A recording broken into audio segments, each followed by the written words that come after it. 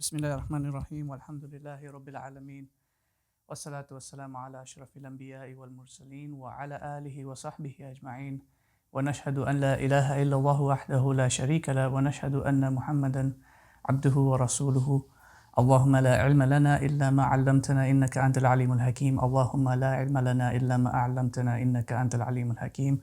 اللهم علمنا ما ينفعنا وانفعنا بما علمتنا وزدنا علما وارزقنا فهم النبيين وحفظ المرسلين. اللهم افتح إلينا حكمتك وانشر علينا رحمتك يا ذا الجلال والإكرام. وصلى اللهم على سيدنا محمد وعلى آله الكرام ولا حول ولا قوة إلا بالله العلي العظيم. ونعوذ بالله من الشيطان الرجيم. بسم الله الرحمن الرحيم. السلام عليكم ورحمة الله وبركاته. Welcome. I can see some familiar names and faces, alhamdulillah. So those of you who were there in our previous course of Quranic science, this is sort of like the next stage, and it's basically an introduction to Islamic psychology and spirituality.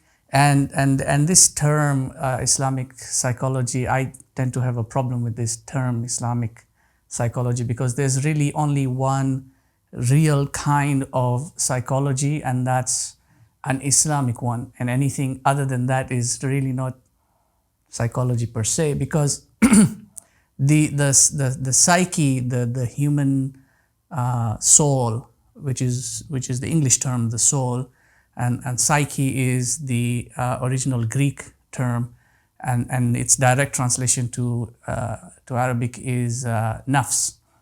So the whole idea of having a nafs, the reason why it was created was to essentially to submit to the one who created the nafs. So Islam is really what the soul should be doing. It should be in a state of submission, and anything other than that would be considered a psychological abnormality of the self.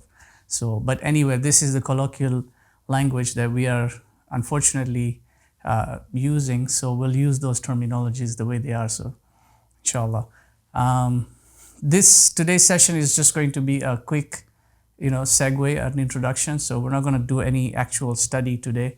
I'm just going to talk about a few of the things that we'll cover during the course. And what sort of topics and subtopics we'll be going through, and what texts inshallah we'll be doing. So inshallah, there's actually just 4 texts that we'll be going through. There's going to be the main text that I sent everyone. I hope everyone got that PDF.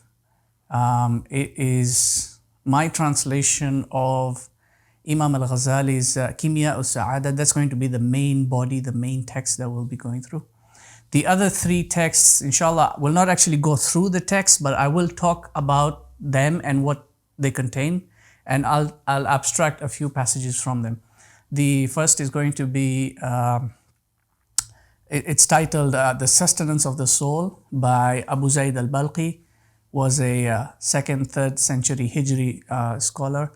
He was a physician and a psychologist, and really, in my view, the first real psychologists in our tradition. Then after him came Ibn Sina, and everyone is familiar with Ibn Sina, particularly in physiology and medicine. Ibn Sina, we're going to talk about a bit from what Ibn Sina has, because of what Ibn Sina did with sort of a canonization, which is what his text is called, the Qanun of Ibn Sina, a canonization of traditional medicine, and how it links to the human soul. So we'll talk about, not too much into that because it can be very technical, but we'll talk about things like the temperament theory and the 4 humors and the 4 elements that make up the human being in the traditional sense. And then, of course, Imam Al-Ghazali, will talk about him and his text. We'll go deeper into that. And then we will come to a more contemporary scholar, Imam Al-Haddad, who was a Yemeni scholar. He was a Ghazalian scholar. So he essentially is I mean, they say that he essentially only studied Ghazali's texts. He wrote a book which you can find. It's titled The Lives of Man. The Lives of Man or The Stages of Man. There are various translations. We'll talk about this in a more comprehensive stage to understand the human being and his transformation as he goes through this process of his existence from a pre-worldly stage into now this worldly stage of life, and then death, and then resurrection and judgment, and then eternity. So how does all that come into building the human psyche? What does all that pertain? So inshallah, we'll go through all those 4 texts, inshallah, and I might even bring in some other texts along the way and highlight them. The course I taught this course on Ghazali's Kimia. It was central more towards the Kimia than it was towards the subject of psychology. And after that course, I started writing a translation, annotation, and commentary on the text. I had issues publishing it over the last year and a half, but alhamdulillah, it got published. There were some technical problems. So the book is available. If you'd like to purchase the book and maybe support this humble teacher of yours, inshallah, do so. The book is available. That's what it looks like. It's a complete commentary and translation by myself. And the text, it's actually focused from a psychological perspective. So the study of this text is not from an Islamic spirituality perspective of spirituality. Is more from psychology. And I will actually be using some extracts from this book, from my own book, inshallah, to explain some of the concepts that we'll be talking about. The way psychology, it's very interesting when you look at it. In the contemporary sense, the image that's created, the propagation, it's seen as though this is something that was developed by, contemporary scientists, and predominantly from the West. So it's sort of, psychology has become sort of exclusive to Western civilization, which is false, and it's unjust to the science itself. Psychology has always been practiced by humankind from the very beginning of humanity, because man has always questioned his being, his existence, who he is, where he's come from, and why he does the things that he does, and what leads him to certain actions and certain deeds, and the consequences and manifestations of that. So man has always questioned it. It isn't up until around the rise of the Greeks, the Greek civilization, when Western sciences, now this is part of the Western world, that the science of psychology starts taking on a certain form. And it comes down to really Aristotle, I would say, who sort of solidified the science of psychology. And in that sense, it was studied not as an independent science, it was studied under philosophy. And in the classical sense, all the sciences were always studied under philosophy, because there were certain morals and ethics and practices. And in addition to just the physicality of things, there was an understanding of a supernatural or a metaphysical layer on top of this physical reality. Now, and so what they did was to observe human nature and then to deduce certain patterns and behaviors in human nature and sort of canonize them and say, okay, see, this is what, when somebody does A, B, C, D, this is what transpires from that. And then if somebody exceeds a certain limit, then this is what would transpire from that. And what Aristotle did was to observe these patterns, and here's the thing about the Greek civilization by that time had reached a state of godlessness and sacrilegiousness. They had really lost the value of the religious way of life that would have been ordained to them, going back to their own origins. And this is something that his own teachers, Socrates and Plato, they lament over. So Aristotle observed and said, a lot of such kind of behaviors arise from the human being's desires and lusts and their appetites and their carnal affiliations. You can stop sharing that. And then he observed this other side and said a lot of the aggravations and hostility and violence, they arise from this other side of the human being. And then he also observed and saw that above these two, there is a certain aspect of the human being that can override these base and carnal aspects of his being. Meaning he can consciously prevent himself from doing that, and so he recognized that as rationality. And then he theorized that because these two can be overridden by this third element, that means that this third element is going to be above these other two. So he came up with this theory that the soul has essentially got two dimensions. There is a lower dimension and then there is a higher dimension. But that's really as far as he could get. And he called this the concupiscent soul, the irascible soul, and then the rational soul. It wasn't until now because they didn't have revelation. See, as far as reason was concerned, as far as logic was concerned, Aristotle was correct. But there were numerous mistakes in his theory because he did not have the criterion with which to verify what he knew. So it wasn't up until the revelation of the Quran that all these other things started getting clarified. And some things about what the Greeks believed in, as far as the psyche was concerned, turned out to be true, but many other things turned out to be false. And so now the Muslims started criticizing or critically studying these texts to see what's the validity of them and how much validity is there. So then you get a scholar like Abu Zayd al-Balkhi. Now Abu Zayd al-Balkhi, he wrote two books. One was The Sustenance of the Body, and the other was The Sustenance of the Soul. And in fact, the text that we'll be using, inshallah, it's an English translation. It was translated by one of my teachers, rahimahullah, Dr. Malik Badri. Is The Sustenance of the Soul. Please, if you can find that book, do get it and read it. It's excellent. He's done an excellent job translating the entire text. So Abu Zayd compiled a physiology and compiled a psychology and then merged the two together. And he argued that the physiology of the human being will affect the psychology of the human being. And likewise, the psychology of the human being will affect the physiology of the human being. But Abu Zayd was approaching it as a scientist.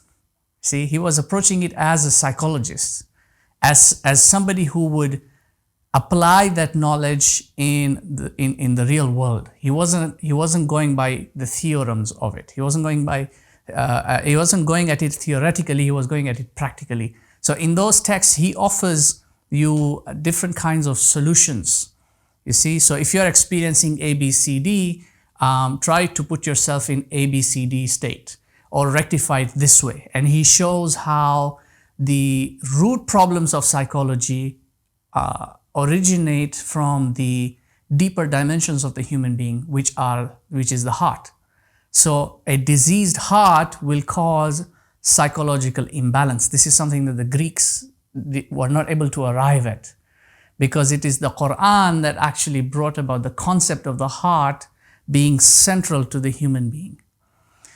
Ibn Sina, further along the way, he looks at it now the way the Greeks looked at it. So he studies psychology the way Aristotle studied it under philosophy, which is the right way to do it, but he was following Aristotle's methodology.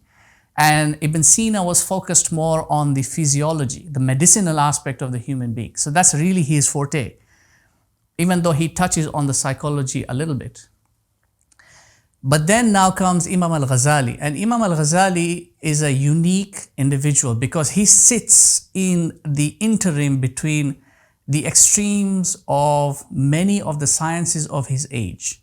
So he sits between the extreme of literalism and phantasm. So he's right there between those who take religious revelation and scripture too literally, and they don't go further into any sort of thought. And then those people who just let their thoughts go, haywire. So you find in his writings, he's a critique of this side and of that side as well. And Imam Al-Ghazali did something unique, which sort of built up to the final compilation of all his works. The first thing that he did was he criticized the philosophers. So he wrote Maqasid al-Falasifa, highlighting what it is that the philosophers were doing right. And then he wrote Tahafut al-Falasifa, which was highlighting what they were doing wrong. So he sort of streamlined what Ibn Sina was doing as far as philosophy was concerned. And then he goes, and then further along his life, he now begins to experience something unique, which is described as an epistemological crisis. And this Imam Al-Ghazali understands as the deepest cause of all psychological problems. Meaning at the root layer of all psychological problems, whether it's depression or anxiety or agitation or any sort of complex or disorder or an illness, these would be called illnesses of the soul. And inshallah, we'll get into all that as well. He realizes that he's having an epistemological crisis because he was an individual whose mental state was highly active.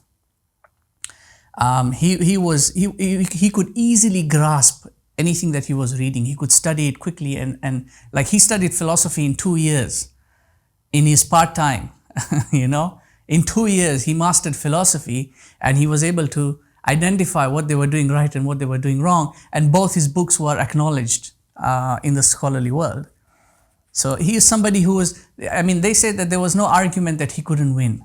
There was no debate that he couldn't win. And he had reached such a point where he was aware of how intelligent he was. And this manifested in him in a form of arrogance. Until one time he was, in his lectures, they were only ulama, they were only scholars who could attend his lectures because of the level at which he was speaking. Like the common man couldn't even come in there and because they wouldn't understand anything he was saying. So, and one point he was having a lecture and he got up to speak and he suddenly realized that he couldn't speak. He went completely silent. And the doctors came, the healers, the physiologists, they examined, maybe this humor has overridden this humor, maybe this, they tried different things until they realized that that's not the case because, and they say that this is now a psychological problem. This is going to require somebody who understands ilmun nafs. But then even those guys couldn't figure it out because they were only looking at the illness portion of it as somebody who would treat a wound, a psychological wound. This sort of psychological problem, Ghazali realized he had to arrive at its conclusion by himself so that ultimately only he would be able to diagnose what is wrong with him. And he then started reflecting back on himself and he understood now, because he read a hadith, which is a very common hadith and everyone knows about this, that there is no one who is born, but that he is born on the fitrah, right? But that his parents or his environments would make the individual become a Christian or a Jew or a Magi.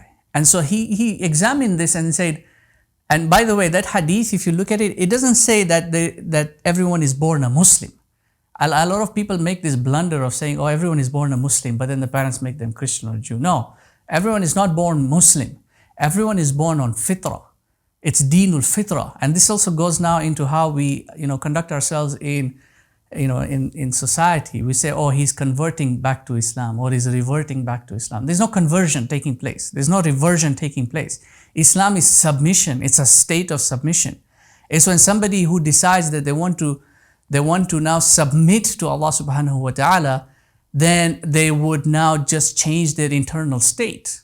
You see, it's not a conversion. You don't get a membership card when you become a Muslim. Anyway, different topic. See, so he said, well, if this is the case, then I need to understand what the fitrah is.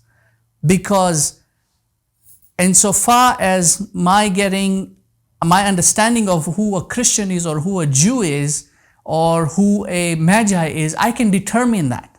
I can read about the characteristics in some text, or study them somewhere. But then what is the fitrah then? Because that's what underlying everything, that's the pure state of the human being. If I can understand that, then I can understand what is troubling me. So this is what he then sets out to do. And he now begins to investigate it through different means. So he uses first the rational side of it, the sensoria, he says, and he talks about this in his autobiography, Munqidh min ad-Dalal. He says, I applied my sensoria to look and see whether or not I can come to this conclusion rationally. And then he goes and says, no, wait, how can I rely on my senses when what my senses are picking up, my reason is telling me otherwise? So he gives the example of looking up at the sun and assuming that it looks like the size of a coin, but then reason tells you that it's not the size of a coin. There's something else behind that. It's far off, and then it's, because of the distance and all that. So he says, I can't rely on my senses. And then he tries to rely purely on reason to come to a conclusion about what the fitrah would be, how he would come to understand it. And he realizes that he cannot rely on reason as well, because the reason only gives him what is coherent with what his senses can pick up, and what is coherent with what he can understand from text. He realizes that this is a knowledge that he cannot arrive at in any worldly aspect of it. It wouldn't come in from this environment, from an outward sense. It is a knowledge that he can only gain from an inward sense, and he realizes that the only way he will be able to resolve this epistemological crisis, because this is what he was now experiencing. You see, that he knew all the theories, he knew all the sciences, and he was teaching all these sciences, but he was not really practicing them. He wasn't embodying them. He wasn't living them, you see. He was in that sense a hypocrite, is what he felt like, and this was causing an internal conflict within him. It was tearing him apart internally. So he sets out on a journey now. He takes care of his family. He resolves all his affairs, and he sets out on a journey, a rihla, that lasts about 10 years. And he goes to different parts of the Muslim world. And he tries to, because he was very famous at that point. Everyone knew him. All across the Muslim world, they all knew his name, right? They knew him, they knew his books, they were well aware of him. So he tries to stay as inconspicuous as possible to avoid any eyes, because he doesn't want to now concern himself with all those anymore. He wants to understand himself. And in that state now, when he goes out, like there's one incident he recalls. He was sweeping he used to get a job as, just like a janitor or something, like cleaning the masjid or a madrasa or something. So they would give him accommodation and food and all that. So he was sweeping the masjid, and he could hear one of the ulama giving a lecture, and he mentioned him by name, right? He said, as our great scholar Abu Hamid Al-Ghazali has said, kama qala, right? So, and he says that he felt it, that when he heard he was mentioned, although he didn't know that Ghazali was there in his midst, but he says that when I heard this, it hit me like deep within me, it hurt me to hear him mention me in that sense. Because he felt that his fame had superseded his ability, his true ability, that he was yet a child spiritually.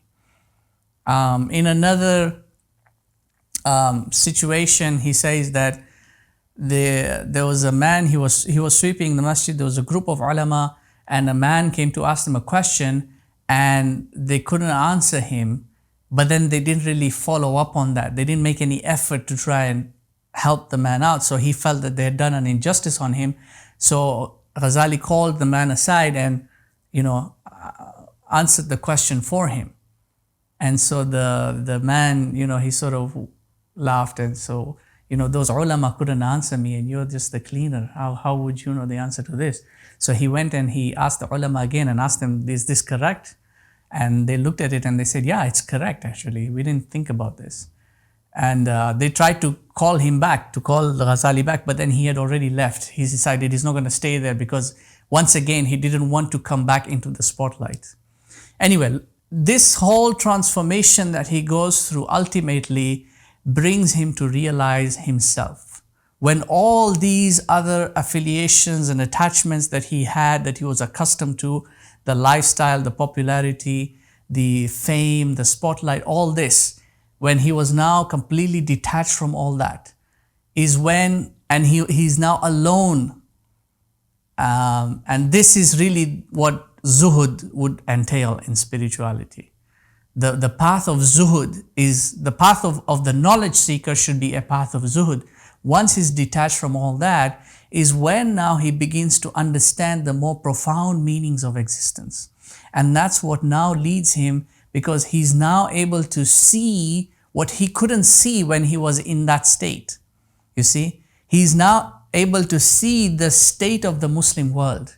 He can now understand, he sees what the ulama are doing. He sees what the Sufiya are doing. He sees what the mutakallimun are doing, what the philosophers are doing, and he feels like this is destroying the religion. You see?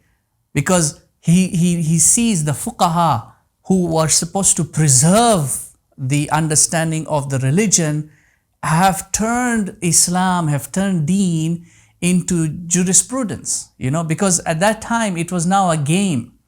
Like the sultans, they used to call the ulama, to the courts, to the sultan's court, and they would have like one person from like Hanafi and another one from Shafi or Maliki and so on.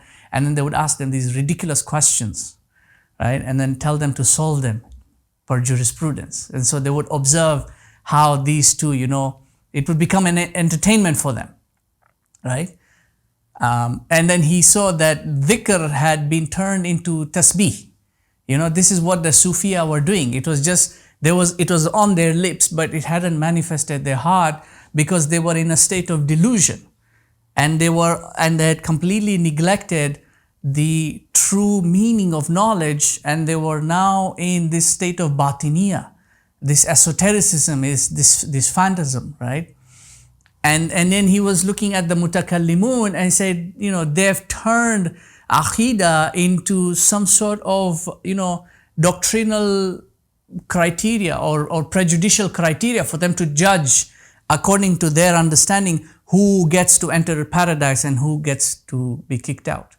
You see? So he now sits down to write the Ihya Ulumuddin, because now he says, no, I need to do something. Having understood that this is the reality of it, I need to do my part and take all that I have learned and put it out there for whoever it will benefit. So he writes the Ihya Ulumuddin, and he writes it in resolution of rectifying not just the state of the ummah, but the internal state of every individual in the ummah, which is rectification via epistemology.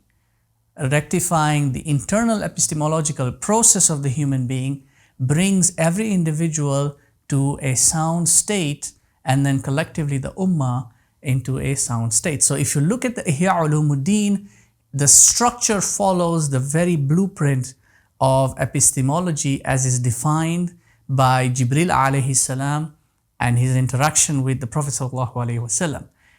The Islam, the Iman, the Ihsan, and As-Sa'a, which pertains being, right? Being and existence. So the Ihya he is structured in that way to have the Islam portion in the first 10 books, the Iman portion, and then the Ihsan portion, and then being, and then he ends with the book of death. But he starts with the book of knowledge because he realizes that for you to resolve your epistemological crisis, you need to have knowledge first. If you do not know how and what, there is no way you can fulfill the rest of the process, right? In the Quran, Surah Ad-Dariyah, Allah subhanahu wa ta'ala says, وَمَا خَلَقْتُ الْجِنَّ وَالْإِنسَ إِلَّا لِيَعْبُدُونَ. And do you see the Mufassirin, they say that what that means is illa liya'rifun, because you need to know first before you can serve and worship, right? You need to know what to do and how to do it. So you start with the book with knowledge, so that knowledge can unravel the path for you, right? And then after that, he returns back to his hometown, and he continues to teach, but now at a much lower profile. And some of his greatest critiques turn now into some of his students. One of his students was Qadi Abu Bakr ibn al-Arabi, not Muhyiddin ibn al-Arabi, Qadi Abu Bakr, who was a great jurist, and he becomes one of Ghazali's students, and his teacher was actually a critique of Ghazali when Ghazali was at his highest point. And Qadi Abu Bakr says that when I entered the room, it was like the room was flooded with light, emitting from him, like the sun was emitting from him. This is what he felt when he entered into that presence, that Ghazali had actually gone through a tremendous transformation which would grant him longevity in his name and his deeds, I would say personally, to the end of human history. What he did ultimately, because what he writes about in the Ihya, in now the Kimya al-Sa'ada, which is an abridgment of the Ihya. So he wrote it initially in Persian and then translated it into Arabic, but it's an abridgment of the Ihya. And what he writes there is not theoretical. It's not just okay, maybe it's like this, maybe it's like that, let's look at this argument and so on. It's not a matn or a sharh. It's a practical application, because he went through the same exact transformation. And so what he's giving you in the Kimya al-Sa'ada is the entire process, the formula, that if you implement it the way it should be, and the way he went through with it, then by the grace and mercy of Allah subhanahu wa ta'ala, you will attain tranquility and soundness within yourself. You will come to psychological harmony, so that you can then focus not on the things that are bothering you, but on what you are destined and purposed to focus on. That's essentially, in a nutshell, what I wanted to bring out as to the reason why also we'll be studying this text, but we will be studying it from a psychological perspective, not from a spiritual perspective only. So, I mean, a lot of people have looked at the Kimya and have condemned it. Oh, this is just, some Sufi text or something like that. It's not. It's really it's a psychology for dummies, essentially. That's what it is, right? In the same way that he wrote Maqasid al-Falasifa, what would be regarded as a simplification, because a lot of the philosophers criticized him for writing that book, right? Because he said, no, you're making it easy for people to learn philosophy, right? So Kimya al-Sa'ada is essentially a psychology for dummies. And in my view, my personal view, this should be a mandatory text to be taught to when people reach an age of maturity, at least even teenagers at the age of puberty, they should be taught this book, this text, because they need to understand what it is that compiles them. What are they made of? All these things that they're experiencing, these emotions and these volitions, these reactions, these mood swings, all these things. What do they mean? And what is the range of normalcy? How do they bring themselves to some sort of stability? And the same case applies for adults, because everyone is going through problems, and more pronounced in our age and time today, as we are crossing this threshold into an age of darkness, which is it's unprecedented in human history, the amount of fitna and corruption that human beings have had to face and will continue to face as it exponentially increases. How do you deal with all that? Because a lot of people then end up in a state of they just cannot handle it anymore, and it destroys them psychologically, right? So at the very fundamental, at the very root of it all, this is a subject that everyone needs to study. Even if you do not study at that high degree of becoming a PhD or a master's or even a bachelor's or even a diploma in that sense. As far as it being a science is concerned, at the very least, it's a knowledge that you need to know. You need to understand the inner workings of the human being, because you are the human being. You're the being. If you don't know who you are and what it is that makes or compiles you, where have you come from? Where are you going? What are you doing here? If you don't understand these things, then you're just lost, right? And if you don't have an internal creed by which to follow, you're going to end up following the creeds and the practices and the suggestions of other people. Right? If you don't philosophize, if you don't learn to philosophize for yourself, someone else will philosophize it for you. And that's unfortunately the state of most Muslims in today's time. They think that they're following Islam, right? Oh, I'm praying my 5 times and I'm fasting and I'm all these things. Yeah, you know what the outward aspect is. That's what Allah subhanahu wa ta'ala says in Surah Al-Rum. They know the outward of this world, but of the other world, the other reality, they're in complete heedlessness. So yeah, they're following the doctrine and this madhab, and I'm Salafi and I'm Maturidi and I'm this one, I'm whatever. But they are completely heedless as to who they are and what they're really doing here. Why are they existent? You see, they're just going through the motions. It's just a volition of the self.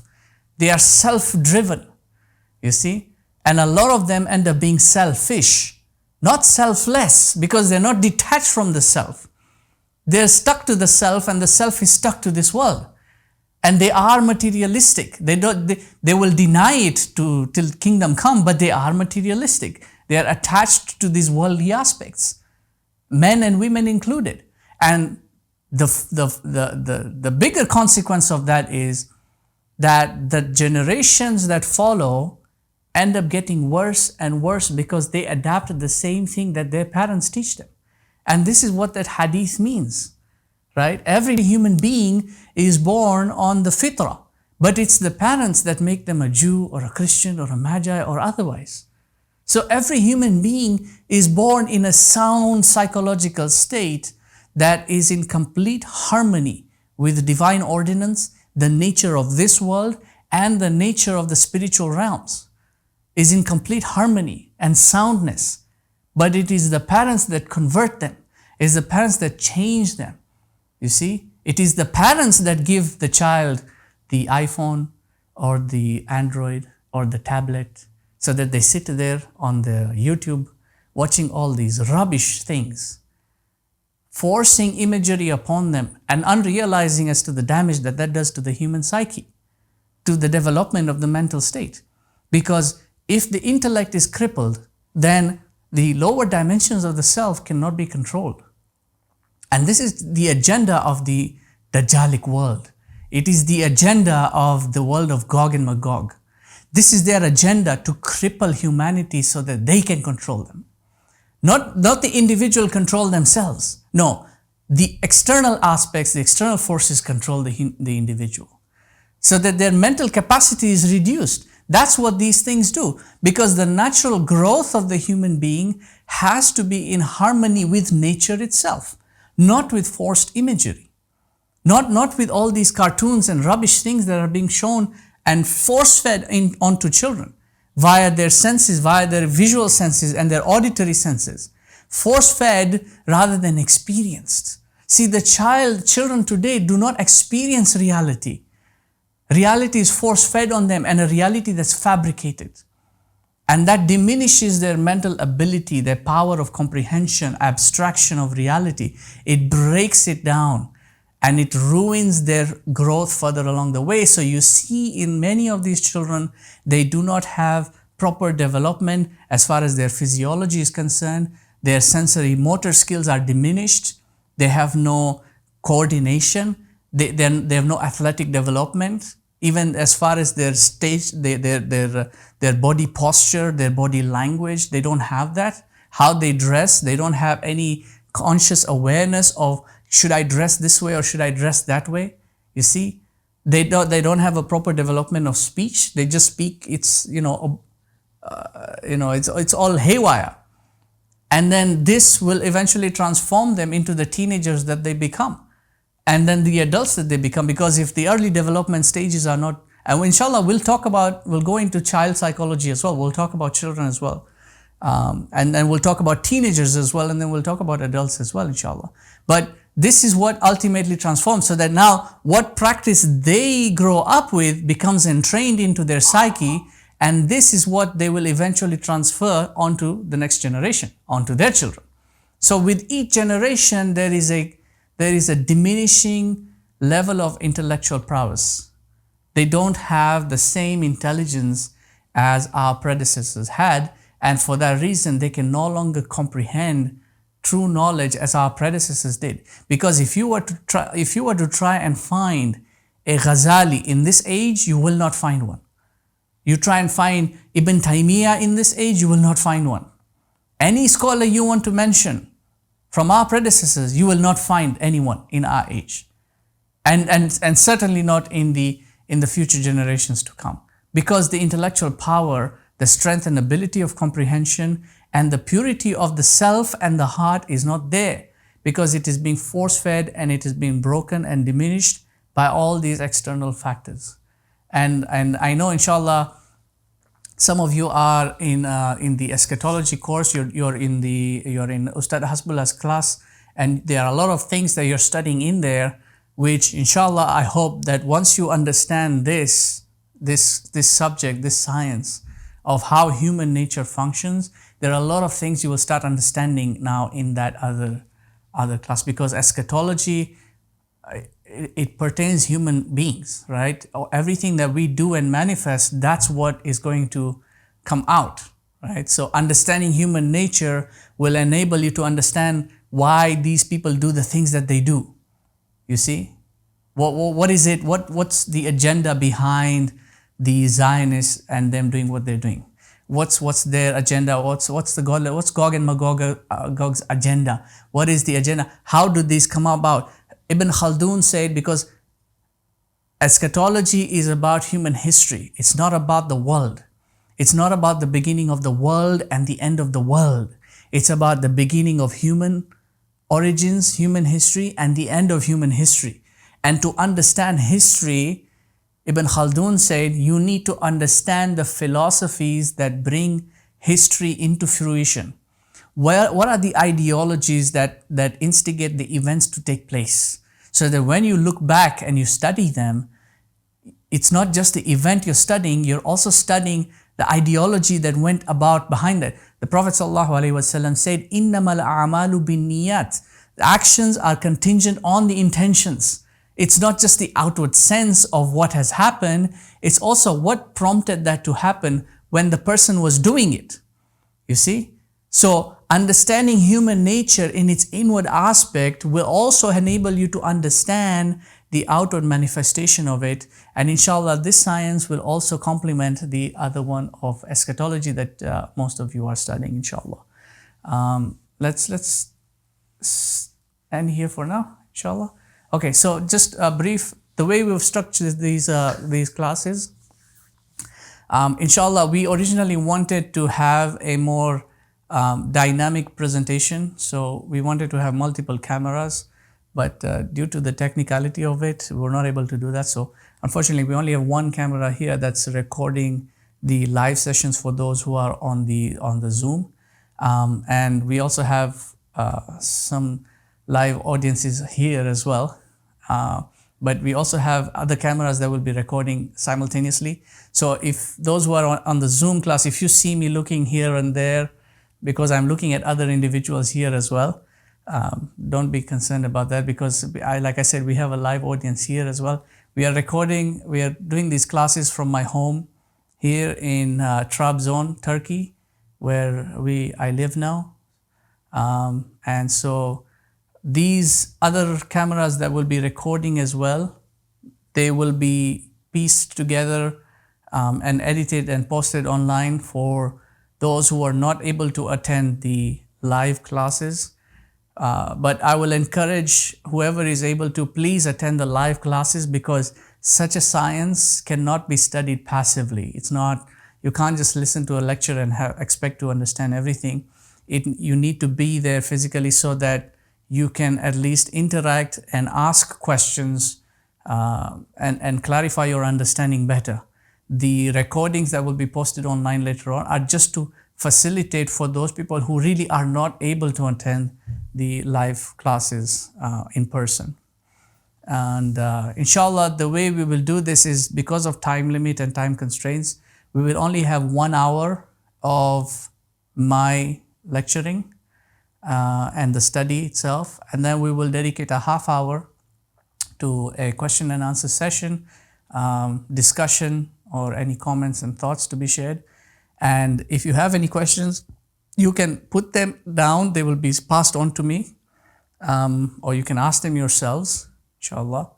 And if you have a question that you're not, if your question is not able to be, is not answered in the session itself, inshallah, after the course is over, we will dedicate 2 or 3 more sessions just for Q&As, discussions, and exchange of thoughts and ideas, inshallah. So don't feel like you're neglected in any way.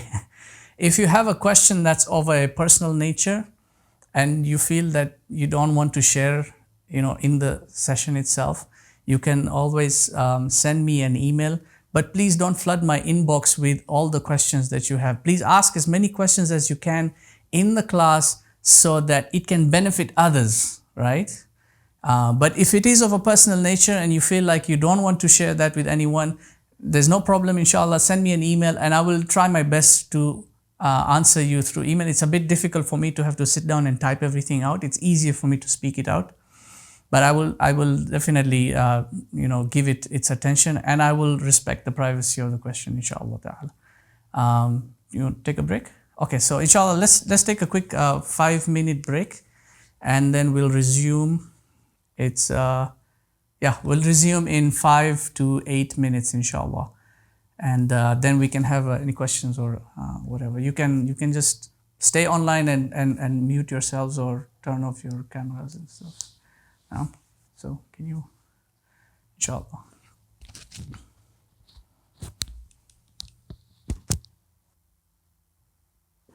Okay. Let me know. No, just do. Just hit record? Yeah.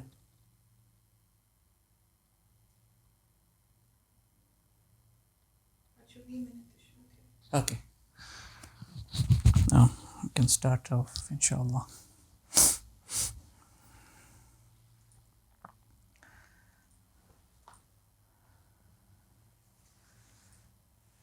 Assalamu alaikum. Okay, we are back. We are ready to resume, inshallah. Bismillah ar-Rahman ar-Rahim. Any questions, any thoughts, inshallah?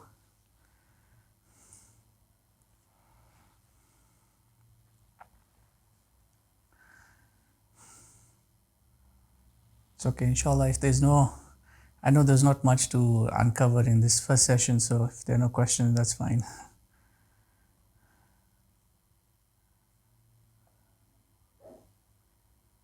Assalamu alaikum, Ustaz. This is Roshan here. How are you? Alaikum salam wa rahmatullah, brother. How are you? Alhamdulillah, good to see you again after such a long break from you. Alhamdulillah. Good to hear your voice. I hope you're doing good. Not the question. There are works that you've given from the 4, the Sheikh. Do we have to get them before we attend your lesson? No, you don't have to get them because I will only highlight a few extracts from that. But it's good if you do get them. The one I would recommend you get is Abu Zaid al-Balkhi. It's titled The Sustenance of the Soul, translated by Dr. Malik Badri. That's an excellent book to you. I mean, everyone will be able to read that because he's done a good job translating that. You can also get the other book, The Lives of Man, also by Imam Abdullah ibn al-Haddad, and it's also a good translation, and it's good to read that as well. The Qanun of Ibn Sina is quite technical. It's not an easy read for anyone who's not actually in the medical field. But if there are any physicians in the class who have familiarity with the science of medicine, that would be a very good book to read. And in fact, that book, the Qanun of Ibn Sina, is studied even till today, particularly in Western universities, which is quite astounding. It's barely studied in Islamic universities.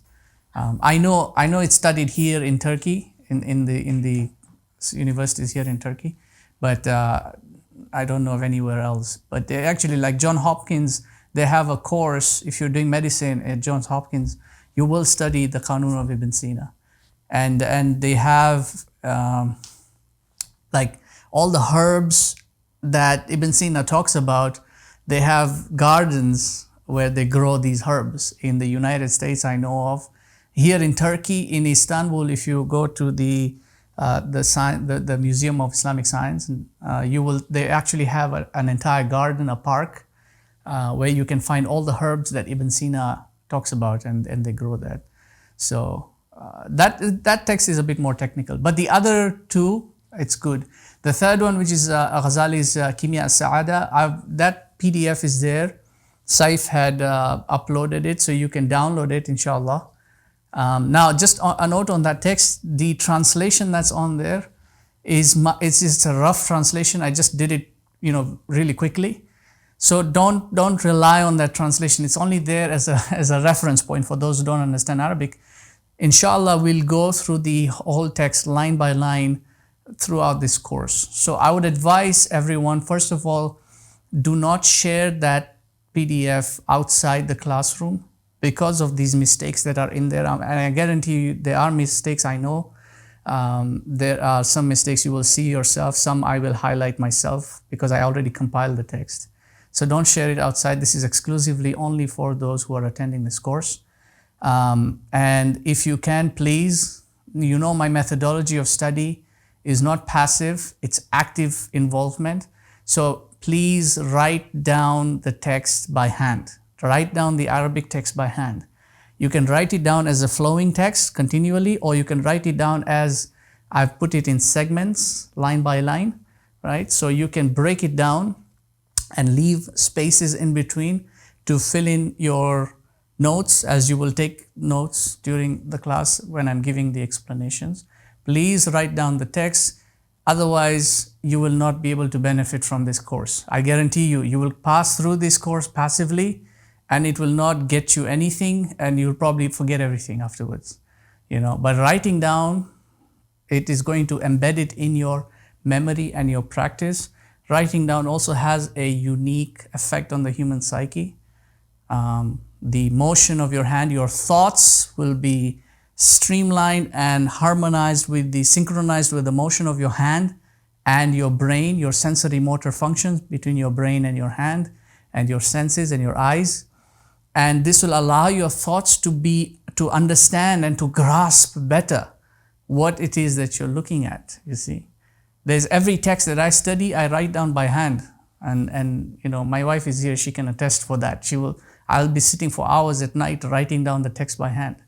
Even though I have the physical book with me, I'll still copy down the entire text in a separate book, and then I'll study that myself, you see. So that has a profound effect on you. It may take a long time, it may be tiring, exhausting, but please make that effort. It will benefit you. It's not going to benefit me, it is going to benefit you, inshallah. That's a long answer to a simple question, but I hope that, inshallah. So those are the 4 texts, and any other text that I call upon later on during the course. I can't remember everything right now.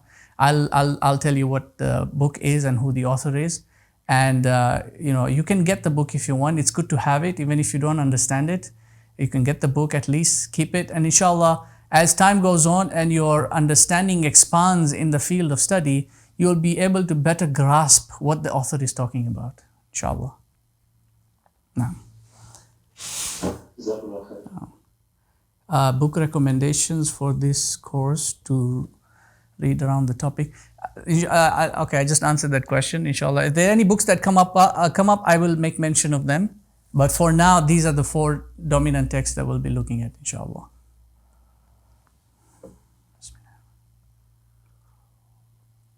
Assalamu alaikum wa rahmatullahi wa barakatuh. Alaikum salam wa rahmatullah. I'd like to ask a question Yeah. regarding Ibn Sina, Mhm. the canon which you mentioned. Mhm. Is there any topic, canon on happiness in that canon which you mentioned? On happiness. Because, yes, canon of happiness, or maybe a canon of family happiness.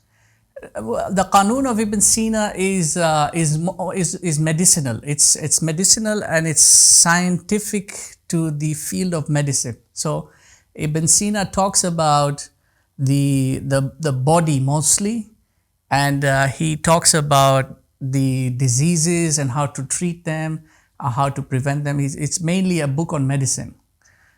He touches very briefly on the temperament theory, which I'm going to explain inshallah in detail what the temperament theory means, and the humors and how that affects the state and mood of an individual.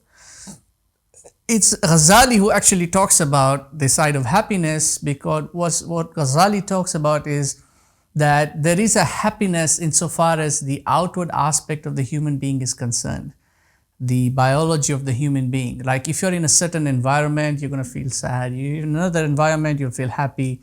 Or if you have certain things, you'll be happy. Or if you don't have them, you might be sad. So there are externalities that affect the happiness of the human being, but true happiness that Ghazali explains is an internal happiness. It will not be found in an external aspect.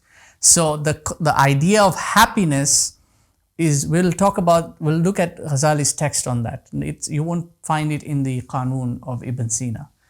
When we look at the text of Imam Al-Ghazali, that's when we'll talk about happiness, because happiness is now the state of tranquility, right? When the human being is sound and is psychologically stable, that's the state that you enjoy, that peace and serenity and the happiness, that not the joy and delight and the jumping up and down, but the soundness of it, because that's what paradise really is. That's the ultimate happiness, right? The eternal happiness.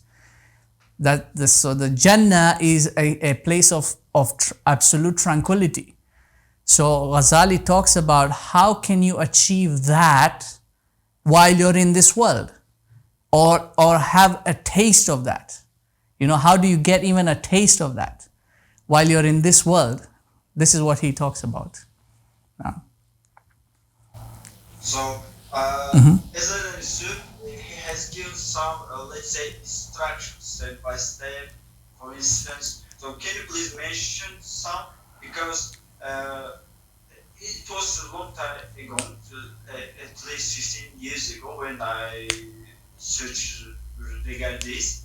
It was mentioned that Abu Ibn Sina was talking about this canon of the happiness, but now you said it's Ghazali, so probably maybe it was some kind of change the name, or maybe the chain was lost. Can you please mention some typical ordinary instructions of this happiness of the Ghazali? Mm-hmm. I don't know of any Qanun of happiness, because the Qanun that I know is the Qanun of Ibn Sina. It's the Qanun of Tubiyya, of medicine. That's Ibn Sina. And Ghazali's text is Kimya as-Sa'ada, the alchemy of happiness. Maybe you're confusing the two, maybe. Because that's the alchemy of happiness by Ghazali, and Ibn Sina's is a Qanun on medicine, is a canon of medicine, right? So Ghazali's alchemy is the whole formula. That's what the alchemy is. This is a rhetorical way of describing it. That's the alchemy of happiness, is the whole formula by which he takes you step by step. So it is a set of instructions, the alchemy of happiness. He highlights all the components of the human being internally. He highlights how they function together, and then he guides you step by step as to how you should place each one, in which position you should place it, and how you should regulate it, so that ultimately you become someone who can arrive at a state of happiness. Inshallah, we'll go through it step by step, and you'll grasp it better once we get into the text, inshallah. No.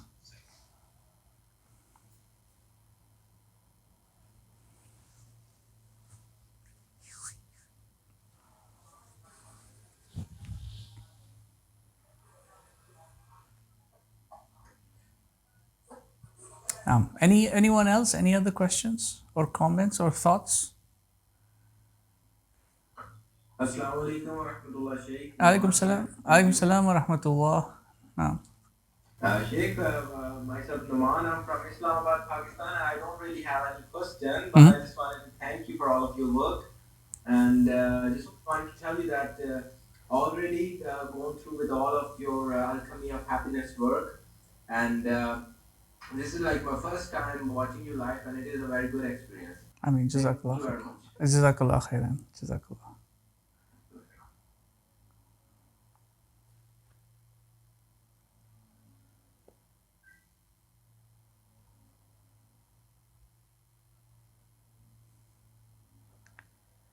Okay, I think we can then probably end for today, inshallah. If there's no one. Assalamu alaikum. Alaikum salam wa rahmatullah. Naam. Go ahead, yes. Sheikh, Naam. I don't have a question, it's just a thought. Like, I didn't really keep up with your courses and all. I just got into this course. But now it intrigued me. Like when you spoke about Imam Al-Ghazali, I myself got hit instead of like feeling any any negative or positive thing. I myself got it because I myself am that spiritual enough, and I myself would feel as a hypocrite also. And I would also like thank your works, mashallah. And that's what I want to say. Inshallah, mashallah. Jazakallah khairan, inshallah. I mean, a lot of people feel that way, and it's a natural state, because that's when I spoke about the epistemological crisis. That's a natural feeling that every human being has internally, and that affects every individual, because they begin to question themselves and begin to question whether or not they're doing the right thing or they're not doing the right thing. Are they being hypocritic? Even Umar, radiallahu anhu, subhanallah, he asked, whether or not he was among the hypocrites, because he was concerned that he could be a hypocrite and not realize it. And that's unfortunately. But today, in back then, it was very simpler to, examine oneself, because there weren't that many factors that one would have to take into consideration, right? In today's time, there are way too many factors. There are so many things that somebody would have to, and these all act as filters. By the time you resolve each and every external filter, until you then come to the internal filters, it becomes an exhausting affair. And then, a lot of people end up going to psychologists and psychiatrists, which unfortunately, majority of them are from the sacrilegious world. And inshallah, in the next session, I'll talk about the psychologists. Inshallah. Actually, let me not talk too much right now. I'll talk about that next week, inshallah. I'll talk about the psychologists. I'll talk about modern psychology. And I'll go through a few fallacies and things to note about modern psychology that are very blameworthy and contrary to Deenul Fitra, not just Islam, but Deenul Fitra, the true essential nature of the human being. We'll talk about that next week, inshallah.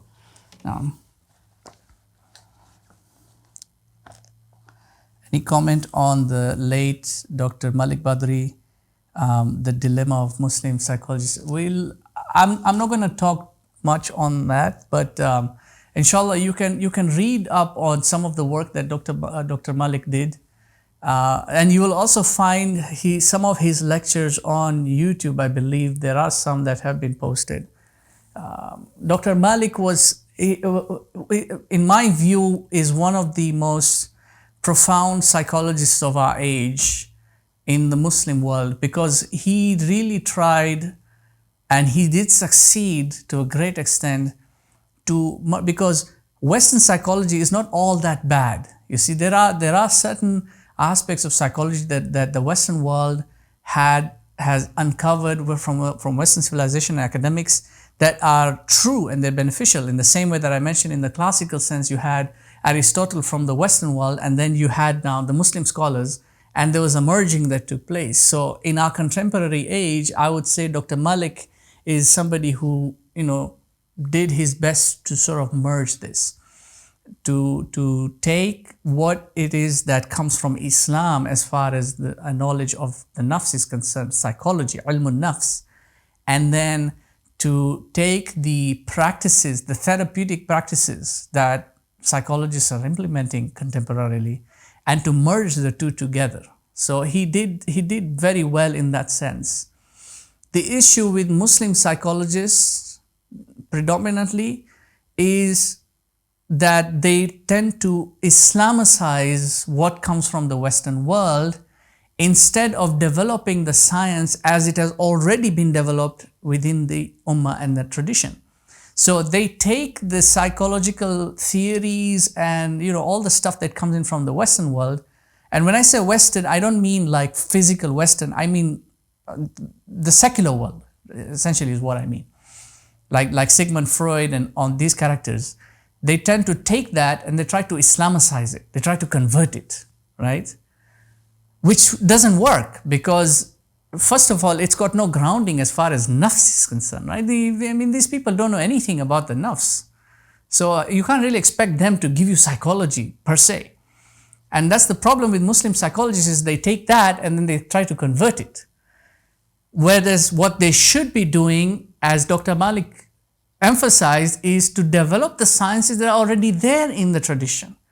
So this is what he tried to focus on, and he picked the best psychologist in our tradition, who was Abu Zaid al-Balkhi, and showed in that translation of his how someone like Abu Zaid can give you all these complexes and disorders and the treatments of them way back in the 8th and 9th century.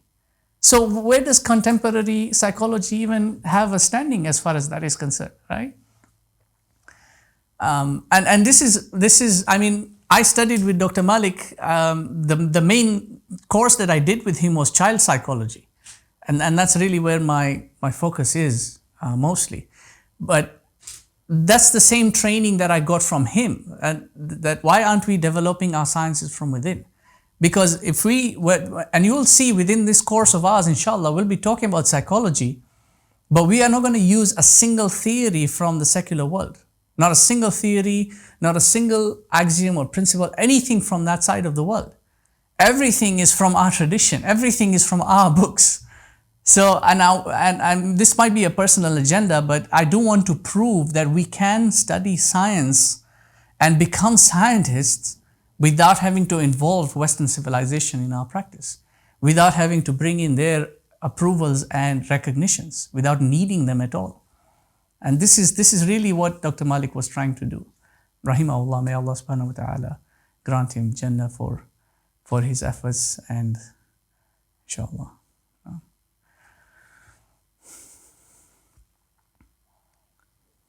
Okay, we have about 10 minutes. 10 minutes? 10 minutes to go? Okay, so we have about 10 minutes to go, inshallah, if there's any other question.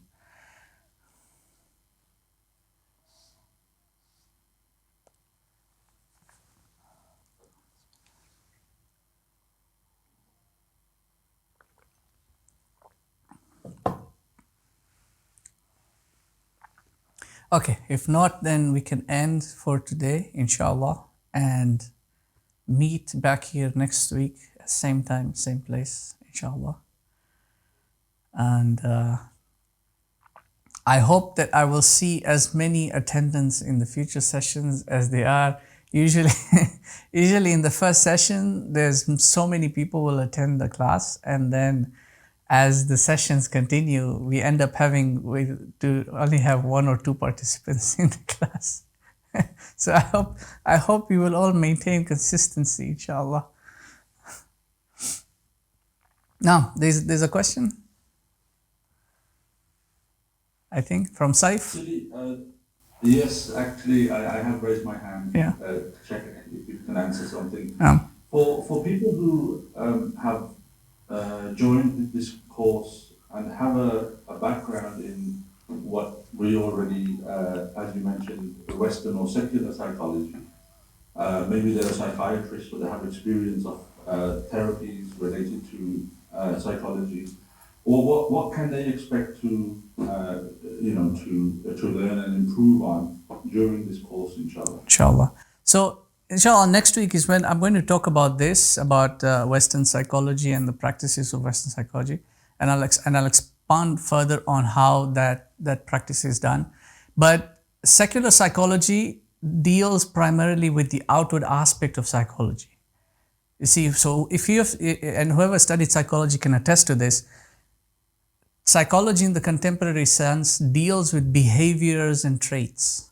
And if you want to Google it, you can Google the definition, and that's the definition you will get in different formats, but that's essentially the definition. It deals with behaviors and traits. Now, from an Islamic perspective, behaviors and traits are just outward manifestations, right? You're just observing the symptoms. But the true psychology is that there's something underlying that, something more inward related to that. That's what we will be focusing on, not the behaviors and traits. We'll be focusing on this inward aspect, because that inward aspect is what leads to the behaviors and traits. So, inshallah, those who have studied psychology or are studying psychology, this is what you will benefit from it. It's not going to nullify what you're studying, rather it will complement and clarify. Inshallah, that's my objective. My objective is not to criticize anyone or the field itself. I have respect for those who are in the field.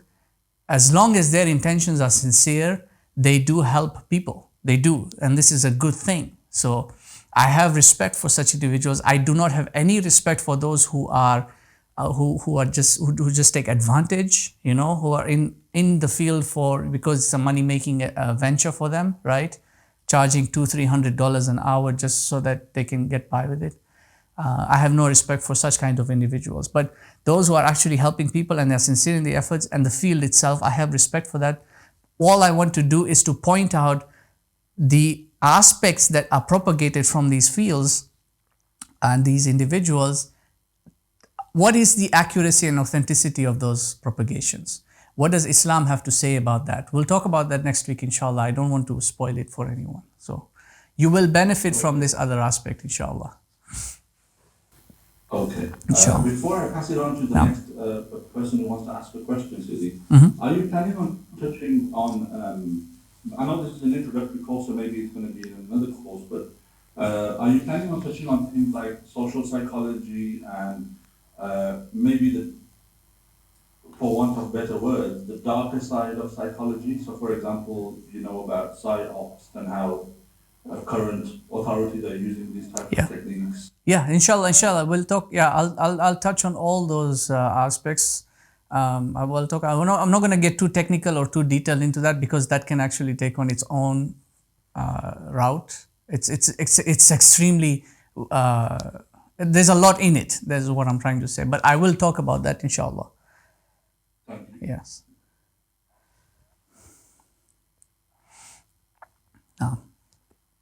Next. I think there's a couple of other people with their hands up.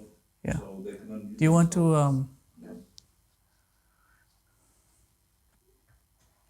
Assalamu alaikum. Alaikum salam wa rahmatullah. Ustad, you mentioned area also. So I had purchased a copy of the volumes, but the translation doesn't really do the text justice.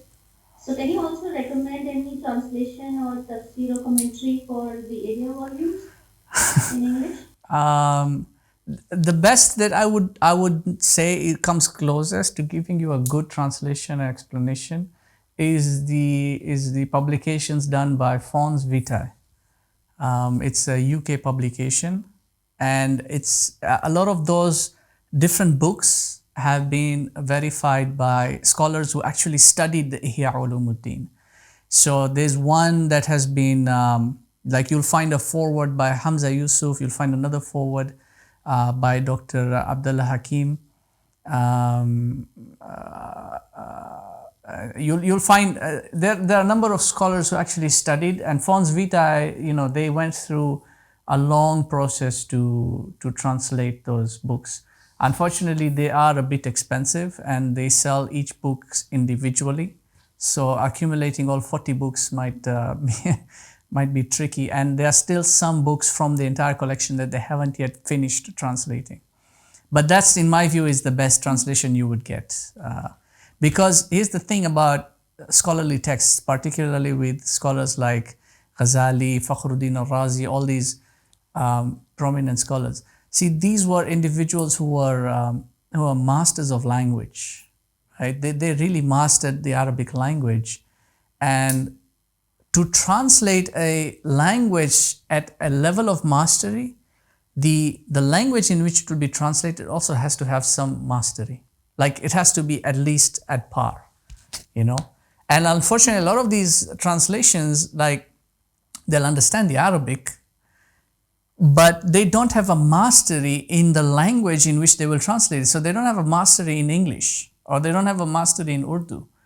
And so now they try to translate it, and it doesn't match, because embedded in the language is not just the translation of the word, it's also the logical placement of the word, the rhetoric behind each sentence, the flow of it, what meaning was intended. See, all these are sciences of language, and a lot of the translators who do the translations, they don't have any mastery of those in each of the languages that they're going to translate. So you end up having a lot of these very poor and ridiculous translations. The text that I forwarded to you, even that, it took me quite a while to do my own translation. And like I mentioned, there's already mistakes in there. I've seen some, because I went through the text earlier today, and I've seen some mistakes. It takes a long time to do that. It's not easy to translate a scholar's work. So in my view, as far as Ihya Ulumuddin is concerned, Fons Vitae's publications are really the best translations. I have read a few of those myself while I was doing my studies, and I find that they are the best they come closest to translation. No. Oh, sorry, there's another question? Assalamu alaikum, class. Alaikum salam wa rahmatullah. Yes, I have two questions. Your book, which you showed us about an hour ago, I checked on Amazon and it's not there. How can we get it? Oh, but that's the issue I was having with the publication. It might take a few days for it to come up, because they had taken it offline, because they claimed copyright issues. They claimed that there was plagiarization, because the book includes the original Arabic text of Al-Ghazali, so they thought I'd plagiarized the book. So I had to go through some legal processes with them to, explain to them what it is. That it's not a plagiar. It's a translation and commentary, and the original text has been included in there. So they had taken the book offline, and they've been updating it slowly. So some of their websites or whatever, they might not have them online yet. So it'll come up. They've resolved it. They just have to update their systems. Okay, Yeah, inshallah. Thanks. And then, my second question is in regards to what you said, that Al-Ghazali underwent epistemological crisis. So I just want to know, is it the same thing as what we know today as existential crisis? Is it the same thing, or they're different? The contemporary word that people use these days about existential crisis, I don't think they even understand what existential means. Because an existential crisis has to do with the being's heart, and in realization with existence itself, where there is a conflict between the being and his sudden realization that there is more to existence than what the senses perceive. So a lot of the usage of the term is misplaced in the contemporary colloquial usage. But it's not the same meaning scholastically as an epistemological crisis. Epistemological crisis, inshallah, when we get into it, and you'll understand that better, you see, the human being's internal functionality functions purely on knowledge.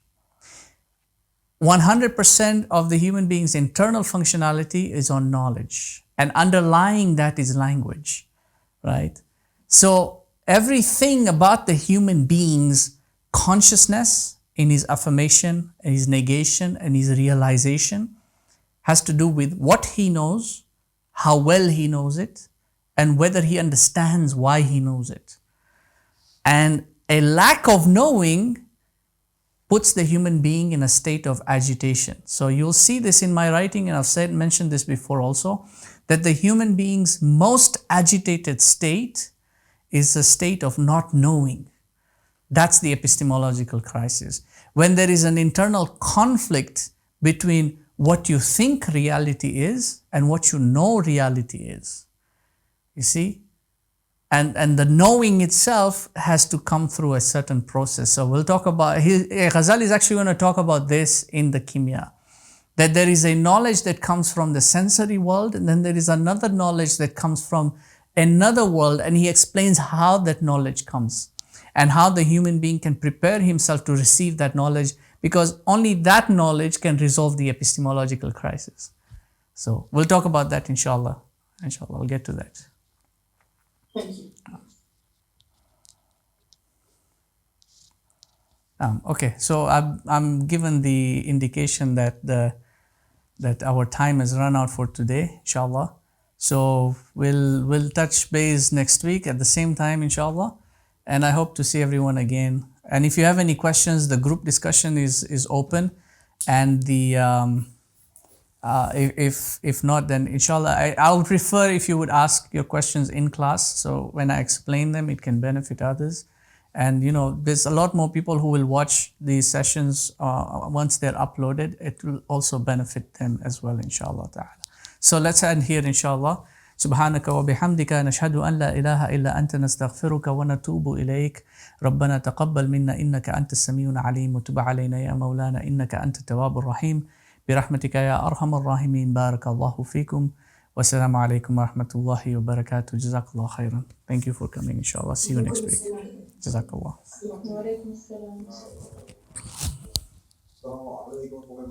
عليكم السلام ورحمة الله.